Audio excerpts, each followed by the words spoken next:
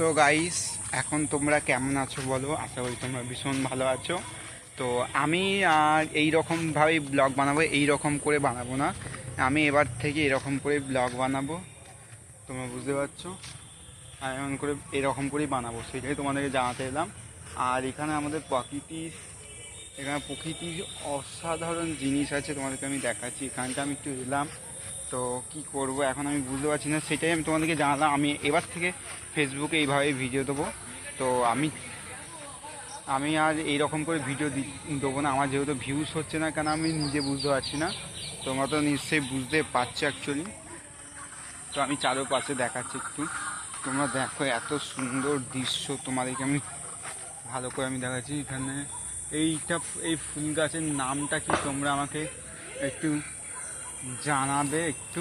এই যে ফুল গাছটার নামটা কি, তো আমাকে একটু প্লিজ জানিয়ে দিও।